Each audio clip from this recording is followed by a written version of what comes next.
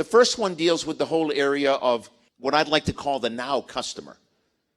I've got two of them. I've got a 17-year-old daughter and a 19-year-old son, and they're absolutely convinced that Google is when the world started, and if you ever have a question, just ask Google. I've got a nephew, or niece actually, in New Jersey. I went to her 13th birthday just a couple of weeks ago, and she had the audacity to ask me what was my favorite app when I was her age. So their perspective is very different in life, and they look at the world differently than you and I, and some of you may.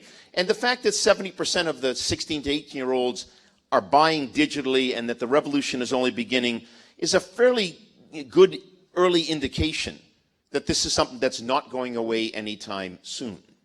Driver number two, it's what most of you have in your pockets, or most of you have somewhere, in the form of a pocket PC, better known as the smartphone.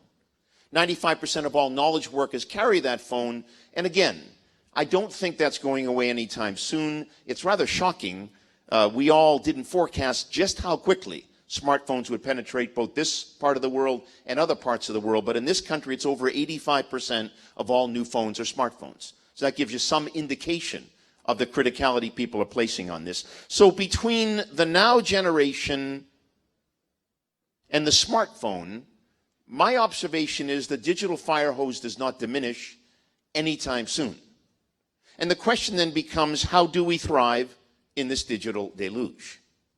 And I sit back as a thinker in this industry, and I ask these types of questions. Why is it that Borders lost their way in the digital deluge, and Amazon is thriving in the digital deluge?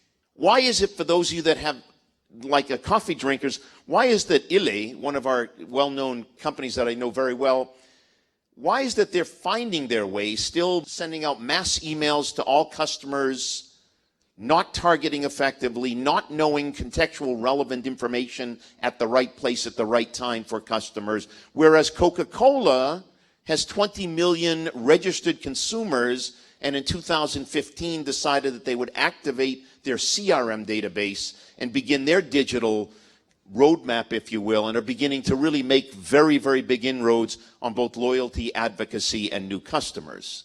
I ask myself, is there a recipe? Is there a recipe why the Amazons and the Cokes are winning and why Border lost and why Illy is losing? And I think there actually is.